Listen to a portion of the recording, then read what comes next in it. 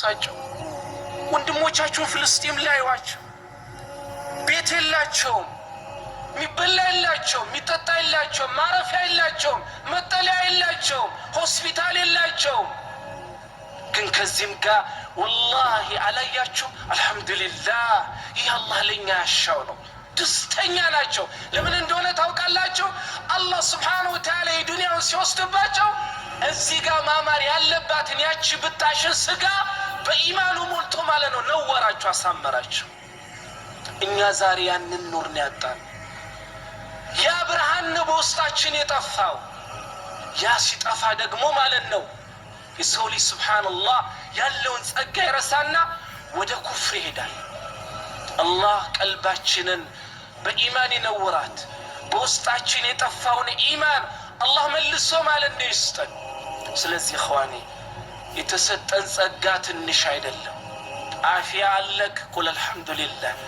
በሰላም ውለህ ያሻህ ቦታ ሄደህ ያሻህን ሰርተህ በሰላም ትመለሳለህ። ቁል አልሐምዱሊላህ። ወንድሞቻችን ካሁን ወንድሜ ይሞታል፣ ልጄ ይሞታል፣ እናቴ ትሞታለች ብለው የቦምብን ዝናብን ነው የሚጠባበቁት። ይህን ሁላ ግን እየሆን አይደለም። አልሐምዱሊላህ። ስለዚህ ኸዋኔ አላህ ስብሓነሁ ወተዓላ ለእኛ የሰጠን ጸጋ ብዙ ነው ወላሂ። ሊዛ የቁል ረቢ ጀለ ወዐላ ፊ ሱረት ልያኒ ልዋቂዓት አፈላ ያኒ ስብሓንላህ የኔን ጸጋ ማየት የምትፈልጉ ከሆነ ወደ ራሳችሁ መለስ በላችሁ ራሳችሁን አታዩም ይላል አላህ። አለም ነጅዐል ለሁ ዐይነይን ወሊሳነን ወሸፈተይን ወሀደይናሁ አነጅደይን። ምላስ ሰጠናችሁ፣ አይን ሰጠናችሁ። ይህን ሲል አላህ ስብሓነሁ ወተዓላ ለእኛ ትንሽ መስሎ ሊታየን ይችላል፣ ግን ያጡ ሰዎች ነው የሚያውቁት። ምላስ ኖሮ ስትናገር ቀላል ነገር ሊመስል ይችላል። አይኑ ኖሮ ማለት ነው ያሻህ ቦታ ሄደ አይተ ተመልሰ ማለት ነው ወደ ቤት ስትመለስ ትንሽ ነገር ሊመስል ይችላል። ብታጣው ማለት ነው በሰው ብትመራና የፈለከው ቦታ የሰው ልጆች እንዳሻቸው የሚመሩህ ቢሆን ኖሮ ጸጋው ምን ያክል ትልቅ እንደሆነ አውቀን ሁላችንም እናመሰግን ነበር። ስለዚህ ኸዋኔ ወላሂ ይሄን ነው ማይባል ትልቅ ጸጋ ውስጥ ነው እየኖርን ያለ ነው። የሚፈለገው ግን ከኛ አላህ ከኛ የሚፈልገው እሱን ማመስገን ነው። ክፈሉኝ ብለዋል እንዴ? 60 ዓመት 70 ዓመት የምንኖርበትን ጤና ክፈሉኝ ብለዋል አላህ። የ70 ማለት ነው ዓመት አፊያን አላህ ክፈሉኝ ብለዋል። ዛሬ እኛ ታመን ሄደን ሆስፒታል አንድ ወር ስንተኛ ስንት ነው የምንከፍለው? 200-300 ሺህ ነው አይደል? ተኛ ተበለ የምትከፍለው። ግን አላህ የ70 ዓመት የ60 ዓመት የ40 ዓመት አፊያ አንድ ቀን ሳትታመም ክፈለኝ ብሏል አላለንም ወላሂ ሱብሓነላህ። ታዲያ ይህንን የሚያክል ጌታ ሊመሰገን አይገባም? ይህንን ላይ ዋለልን ጸጋ የለመድነው ነገር ትንሽ ሲጎልብን ልናማርረው ይገባል? አላሁ አክበር አላሁ አክበር። ኸዋኔ አህዋላችን ተበላሸ ወላሂ። ኢማን ሲሟጠጥ ከአላህ ጋር ያለ አላቃ እየላላ ሲሄድ ህይወት እየተበላሸች ነው የምትሄደው። አላህ የላለውን አላቃ ከሱ ጋር ያለን አላቃችንን አላህ ያጠንክርልን። ቀናችን ሲደርስ እችን ዱንያ ለቀን ወደ እውነተኛው ሀገር መሄዳችን የማይቀር ነው። ግን ሁሌም እንደምለው የሙስሊም ባህሪ መሆን ያለበት ሞት ሲመጣ ወይንም ከቤተሰብ አካል አንድ ሰው ሲሄድ ብቻ ማስታወስ ሳይሆን ሙስሊም ሁሌም ሞትን እያስታወሰ መኖር ግዴታው ነው። መቼ እንደምትመጣ ባናውቅም መምጣቱ አይቀርም። የምንሄድበትም ዓለም ምን አይነት ዓለም እንደሆነ አናውቀው። ስለዚህ ሁሌም ኢንሻአላሁ ተዓላ አላህ ስብሓነሁ ወተዓላ ጥንካሬውን ይስጠን፣ ኢማኑን ይስጠን። ለእንደዚህ አይነት ነገር ሁሌም ራሳችንን ከሚያዘጋጁ ሰዎች አላህ ያድርገን። ይሄንን ካልኩ በኋላ እንግዲህ ማስታወስ ካለብኝ የዘመናችን ጣጣ የሚል አርዕስት ትንሽ ላስታውሳችሁ። ዛሬ ላይ ትልቅ በሉት አዛውንት በሉት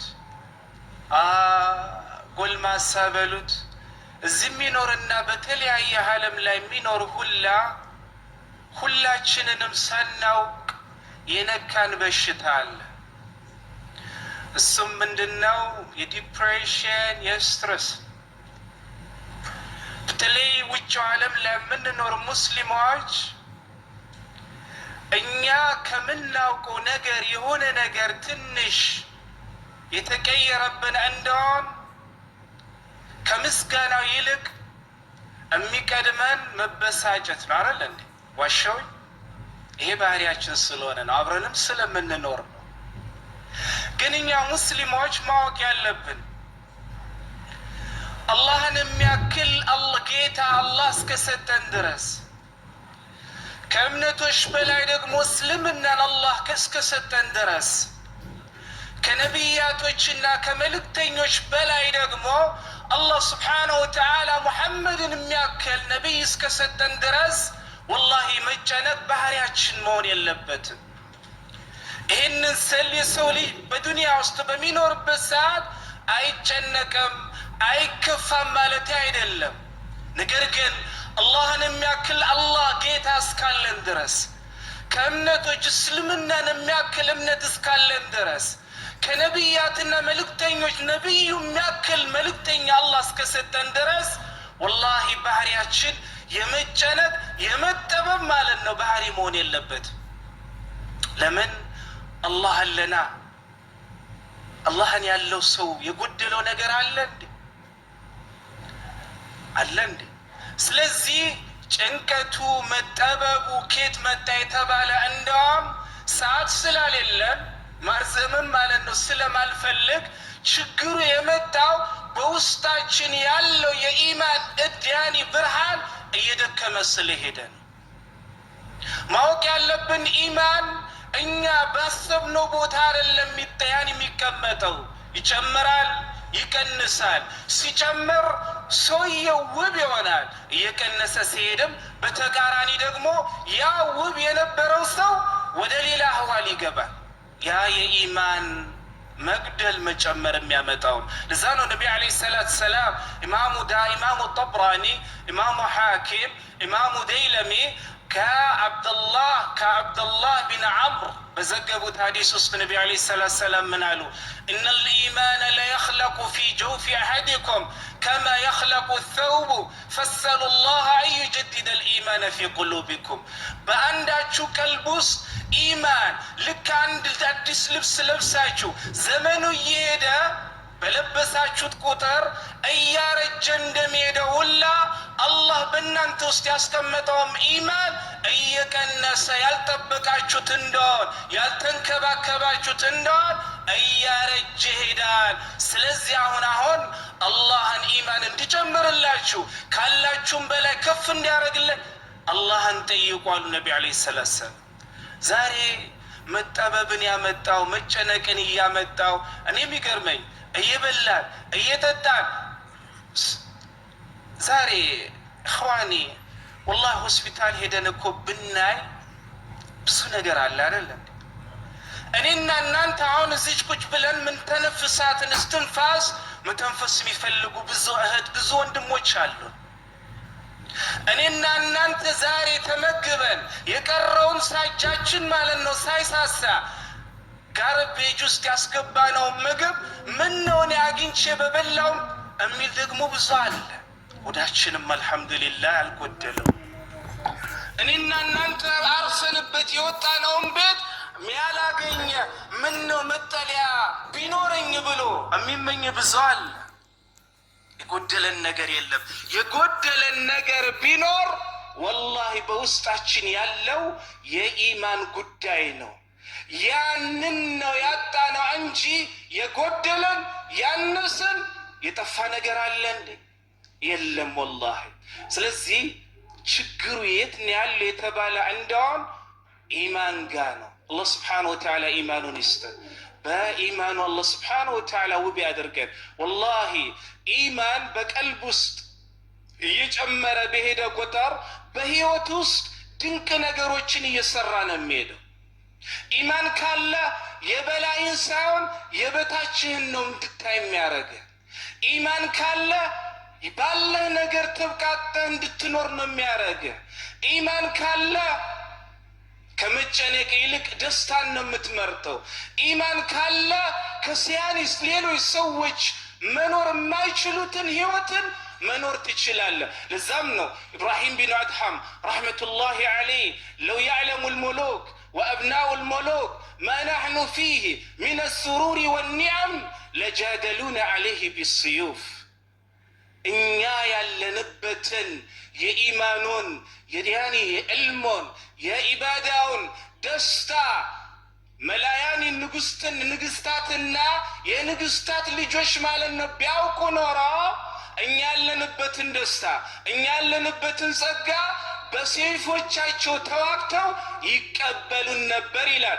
ይህንን የሚለው ኢብራሂም ቢን አድሐም ረሕመቱላሂ ዐለይህ እናንተ ዛሬ በልተን የዋልነውን ምግብ ሳያገኝ ብዙ ቀን ያሳለፈ ሰው ነው። ለዛም ነው ኢብራሂም ቢን አድሐም ረሕመቱላሂ ዐለይህ ከዕለታት አንድ ቀን ቤታቸው ውስጥ ዞር ብለው የሚበላ ፈልገው አጡና ያለው ከቤታቸው የደረቀ ዳቦ ወይንም እንጀራ ነበር። ያንኑ ሰብስበው በውሃ አርጥበው ጨዋ ጨምረውበት ከበሉ በኋላ ምን አሉ? አልሐምዱሊላህ አለዚ ረዘቀኒ ሃዛ ወከም ሚመን ላ የጅዱ ሃዛ። አላህ ይህንን የረዘቀኝ ምስጋና ይግባው። የበሉት እኮ ደረቅ እንጀራ በረጠበ ውሃና በጨው ነው። እኔና እናንተ ግን ዶሮ እየበላ ስጋ እየበላ ሁሉም ሳይጎለበን ጭንቀታችን ሌላ ነው። ከምናውቀው ነገር ትንሽ እንዲህ ያለ እንደዋም በቃ አይደለ እንዴ? እንቅልፍ የለ፣ መበሳጨት ነው፣ ራስ ማከክ ነው። በቃ ኑሮ የጠበበ ከዛ በኋላ አሁን የኖርነውን ህይወት መልሰን ማንኖር ነው የሚመስለን። ያ እንዳልኳችሁ ይሄንን የሚያመጣው የኢማን ማነስ። እዚህ ውስጥ ብርሃን እየጨለመ ብርሃን እያነሰ ሲሄድ ለሌላ ነገር ነው እየጋበዘ ከሚሄደው። ግን በውስጥ ያለው ብርሃን እየጨመረ በሄደ ቁጥር ወላሂ አላህ በሰጠ ነገር እየተብቃቃ ደስተኛ እየሆንክ የበላይን ሳይሆን የበታችን እያየ ለካ ይሄም አለ እያልክ እያመሰገንክ እንድትኖር ያደርግሃል። ያጣነው ኢማን ነው ኢኽዋኒ። ሁሌም አላህን ስብሓነሁ ወተዓላ መጠየቅ ያለብን መማፀን ያለብን ነገር ቢኖር ኢማን ነው። እንዳልኳችሁ ኢማን ካለ ድንቅ ነገር ነው የሚሰራው። አንድ ታሪክ ልንገራችሁ። ቢላል ብኑ ረባህ ረዲየላሁ ዐንሁ አርዳህ ቁረይሾች ማለት ነው ምን ያክል ስቃይ እንዳቀመሱት ምን አይነት እንግልት እንዳስተላለፈ ሁላችንም ማለት ነው የዚህ እምነት ተከታዮች ማለት ነው ሰዎች እናውቀዋለን አይደል እንዴ? በዛ ለያኒት በዛ በረሃ ውስጥ በዛ ሙቀት ውስጥ በሆዱ ላይ ድንጋይ ያስቀመጡ ቁረይሾች እኛ የምንለውን በል ያላልክ እንደውን ቅጣቱ ይጨምራል ሲሉት ነበር። ግን የቢላል ረዲየላሁ ዐንሁ መልስ ምን ነበረ? አሐዱን አሐድ ነበረ የሚለው ቢላል ረዲየላሁ ዐንሁ። ግን ያ ሁላ መከራ ካለፈ በኋላ ሰሃቦች ማለት ነው ቢላልን ጠየቁት። ቢላል ሆይ ያኔ እነ ኡመያና መሰሎች ያንን ሁላ መከራ በዛ ሙቀት በዚህ ማለት ነው በረሃ ሲያቀምሱት እንዴት ነበረ ተቋቁሞ ያለፍከው አሉት። ቢላል ምን ነበር ያለው? መዘጅቱ ሐላወተ ልኢማን ቢመራረት ልዓዛብ ፈጠገት ሐላወቱ ልኢማን መራረት ልዓዛብ ፈሰበርት። አላህ የሰጠኝን የኢማንን ጥፍጥና ቁረይሾች ከሚያሰቃዩን ስቃይ ጋር አደባለኩት ይላል። አላህ የሰጠኝ የኢማን ጥፍጥና ቁረይሾችንን ከሚቀጡኝ ማለት ነው ቅጣት ጋር ወሰኑን አልፎ የኢማኑ ጥፍጥና ያንን አሸንፎ በዛ ምክንያት ቅጣቱ ቅጣት ሳይመስለኝ ቀርቶ በዛ ነው የታገስኩት ይላል። ይህንን ያመጣው ኢማን ከቀልብ ሲገባ ከቀልብ ማለት ነው ሲኖር ድንቅ ነገር ነው የሚሰራው። ለዛም ነው ሄረቅላ አባ ሱፊያንና የአባ ሱፊያን ጋር የሚሄዱትን ሰዎች ተይዘው ፍራሽ እንድትሆንልን አንጠብቅ። አንድ ቀን የሳቅን እንደሆን አንድ ቀን እናዝናለን። አንድ ቀን ያዘንን እንደሆን ደግሞ አንድ ቀን እንደሰታለን። ይህ አላህ ለዱንያ የሰጣት ባህሪ ነው። ለዛም ነው ኢማሙ አሕመድ ረሕመቱላሂ ዐለይህ ሱኢለ ኢማሙ አሕመድ መታ የጅዱ ልዓብዱ ጣዕመ ራሃ። ኢማሙ አሕመድ ሆይ ባሪያው ማለት ነው እንደው የቀልብን ራሃ የቀልብን መረጋጋት መች ነው የሚያገኘው ብሎ ተጠየቁ ኢማሙ አሕመድ ረሕመቱላሂ ዐለይህ። ኢማሙ አሕመድ ለጠያቂው ሲመልሱ ምን አሉ? ዒንደ አወሊ ቀደሚን የضዑሃ ፊል ጀና። ምእመን ማለት ነው የዚችን ዱንያ መከራ ረስቶ ከዚች ጭንቀት ተገላግሎ ራሃና መረጋጋትን የሚያገኘው አንድ እግሩ ማለት ነው ጀነት መግባቷን ሲያይ ብቻ ነው አሉ። لذا يقول ربي جل وعلا الحمد لله الذي أذهب عنا الحزن إن ربنا لغفور شكور الذي أحلنا دار المقامة من فضلي لا يمسنا فيها نصب ولا يمسنا فيها لغوب إلى الله سبحانه وتعالى. የጀነት ሰዎች የዱንያ መከራ ረስተው ጀነት ከገቡ በኋላ ምን ይላሉ? አልሐምዱሊላህ الذي أذهب عنا الحزن በዱንያ ስንጨነቅበት ስንጠበብበት የነበረውን መከራ አስወግዶ ዛሬ ላይ ማለት ነው ለጀነት ያበቃን ጌታ ምስጋና ይግባው በማለት አላህን ያመሰግናሉ። ሐታ ከሲራጥ በፊት ማለት ነው ራሃ የለም። ለዛም ነው አንዱ ሳለ ረጁል አሐደ ታቢዒን መታ አጥመኢን። አንድ ሰው ማለት ነው አንድ መልካም ሰው ታቢዒን ጠየቃቸው፣ እንደው ቀልቤ መች ነው የምትረጋጋቸው ሲሉት إذا تردت الصراط وراءك صراطን አልፈህ ማለት ነው ሲራጥ ከበስታ ጀርባ መሆኑን ስታውቅ የዛን ጊዜ ነው የምትረጋጋው። ስለዚህ ኢኽዋኒ በአጭሩ ለማለት የፈለኩት ዲፕሬሽን አያስፈልግም፣ ስትረስ አያስፈልግም፣ ጭንቀት አያስፈልግም።